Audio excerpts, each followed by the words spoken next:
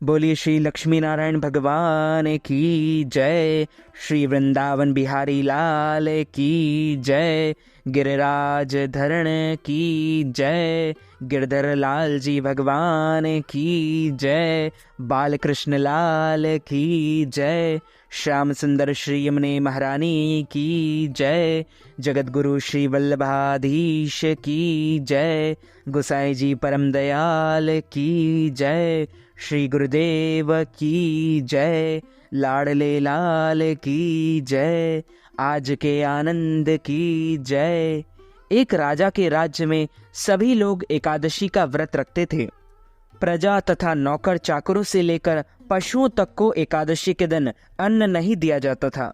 एक दिन किसी दूसरे राज्य का एक व्यक्ति राजा के पास आकर बोला, महाराज कृपा करके मुझे नौकरी पर रख लें। तब राजा ने उसके सामने एक शर्त रखी, ठीक है रख लेते हैं, किंतु रोज तो तुम्हें खाने को सब कुछ मिलेगा, पर एकादशी को अन्न बिल्कुल भी नहीं मिलेगा। उस व्यक्ति ने उस समय हाँ कर ली, पर एकादशी के दिन जब उसे फलाहार का सामान दिया गया तो वह राजा के सामने जाकर गिड़गिड़ाने लगा, महाराज इससे मेरा पेट नहीं भरेगा, मैं भूखा ही मर जाऊंगा, मुझे अन्न दे दो। राजा ने उसे शर्त की बात याद दिलाई, पर वह अन्न छोड़ने को राजी ही नहीं हुआ। तब राजा ने उसे आटा दाल चावल आदि दिए। वह नित्य की तरह नदी पर पहुंचा और स्नान कर भोजन पकाने लगा। जब भोजन बन गया तो भगवान को बुलाने लगा, आओ भगवान भोजन तैयार है। उसके बुलाने पर पीताम्बर धारण किए भगवान चतुर्भुज रूप में आ पहुंचे तथा प्रेम से उसके साथ भोजन करने लगे। भोजन आदि करके भगवान अंतर्ध्यान हो गए तथा वह अपने काम पर चला गया। 15 दिन बाद अगली एकादशी को वह राजा से कहने लगा कि महाराज मुझे 2 गुना सामान दीजिए। उस दिन तो मैं भूखा ही रह गया। राजा ने कारण पूछा तो उसने बताया कि हमारे साथ भगवान भी खाते हैं, इसलिए हम दोनों के लिए ये सामान पूरा नहीं होता। यह सुनकर राजा को बड़ा आश्चर्य हुआ। वह बोला, मैं नहीं मान सकता कि भगवान तुम्हारे साथ भोजन करते हैं। मैं तो इतना व्रत रखता हूँ, पूजा करता हूँ, पर भगवान ने मुझे कभी दर्शन नहीं दिए। राजा की बात सुनकर वह बोला, महाराज यदि विश्वास ना हो तो साथ चलकर देख लो। राजा एक पेड़ के पीछे छिपकर बैठ गया। उस व्यक्ति ने भोजन बनाया तथा भगवान को शाम तक पुकारता रहा, परंतु भगवान न आए।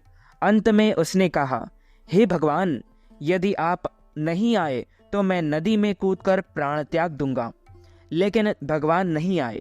तब वह प्राण त्यागने के उद्देश्य से नदी की तरफ बढ़ा। प्राण त्यागने का उसका दृढ़ इरादा जान शीघ्र ही भगवान ने प्रकट होकर उसे रोक लिया और साथ बैठकर भोजन करने लगे। खा पीकर वे उसे अपने विमान में बिठाकर अपने धाम ले गए। यह देख राजा ने सोचा कि व्रत उपवास से तब तक कोई फायदा नहीं होता जब तक मन शुद्ध ना हो। इससे राजा को ज्ञान मिला। वह भी मन से व्रत उपवास करने लगा और अंत में स्वर्ग को प्राप्त हुआ। एक दूसरी कथा के अनुसार एक राजा था। उसके राज्य में प्रजा सुखी थी। एकादशी को कोई भी अन्न नहीं बेचता था, सभी फलाहार करते थे। एक बार भगवान ने राजा की परीक्षा लेनी चाहिए। भगवान ने एक सुंदरी का रूप धारण किया तथा सड़क पर बैठ गए। तभी राजा उधर से निकला और सुंदरी को देख चकित रह गया। उसने पूछा, हे सुंदरी तुम कौन हो और इस तरह यहाँ क्यों बैठी हो? तब सुंदर स्त्री बने भगवान बोले, मैं निराश्रिता हूँ, नगर में मेरा कोई जाना पहचाना नहीं है, किससे सहायता मांगू? राजा उसके रूप पर मोहित हो गया। वह बोला, तुम मेरे महल में चलकर मेरी रानी बनकर रहो। सुंदरी बोली, मैं तुम्हारी बात मानूंगी, पर तुम्हें राज्य का अधिकार मुझे सौंपना होगा। राज्य पर मेरा पूर्ण अधिकार होगा। मैं जो भी बनाऊंगी तुम्हें खाना होगा। राजा उसके रूप पर मोहित था, अतः उसकी सभी शर्तें स्वीकार कर ली। अगले दिन एकादशी थी और रानी ने हुक्म दिया कि बाजारों में अन्य दिनों की तरह अन्न बेचा जाए। उसने घर में मांस मछली आदि पकवाए तथा परोसकर राजा से खाने के लिए कहा। यह देखकर राजा बोला, रानी आज एकादशी है, मैं तो केवल फलाहार ही करूंगा। तब रानी ने शर्त की याद दिलाई और बोली, या तो खाना खाओ, नहीं तो मैं बड़े राजकुमार का सिर काट दूंगी। राजा ने अपनी स्थिति बड़ी रानी से कही तो बड़ी रानी बोली, महाराज धर्म ना छोड़े, बड़े राजकुमार का सिर दे दे, पुत्र तो फिर मिल जाएगा पर धर्म नहीं मिलेगा। इसी दौरान बड़ा राजकुमार खेलकर आ गया। माँ की आंखों में आंसू देखकर वह रोने का कारण पूछने लगा तो माँ ने उसे सारी वस्तु स्थिति बता दी।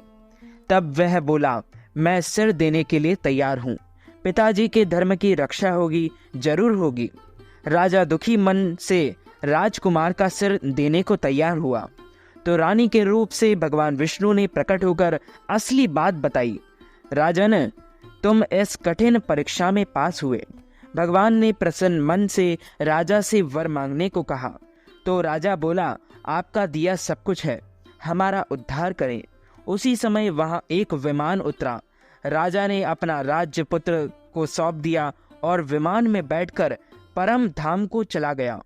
बोलिए श्री लक्ष्मी नारायण भगवान की जय। अच्युतम केशवम राम नारायणम कृष्ण दामोदरम वासुदेवम हरि श्रीधरम माधवम गोपिका वल्लभम श्री जानकी नायकम श्री रामचंद्रम भज जानकी मनोहरम सर्वलोकनायकम श्री शंकरादि सेवितम पुण्य नाम कीर्तनम श्री राम राम राम राम राम नामतायकम राम कृष्ण वासुदेव भक्ति मुक्तिदायकम हरे राम राम राम हरे हरे, हरे कृष्ण कृष्ण कृष्ण हरे हरे, हरे राम राम राम हरे हरे, हरे कृष्ण कृष्ण कृष्ण हरे हरे। तो मित्रों, हमारे इस ज्ञानवर्धक वीडियो को आप अधिक से अधिक लोगों को शेयर कीजिएगा, लाइक कीजिएगा, कमेंट कीजिएगा और सब्सक्राइब करके बेल आइकन को भी ऑन कर लीजिए। ऐसे ही नए नए वीडियो देखने के लिए आप सभी को सादर जय श्री कृष्ण, सादर धन्यवाद।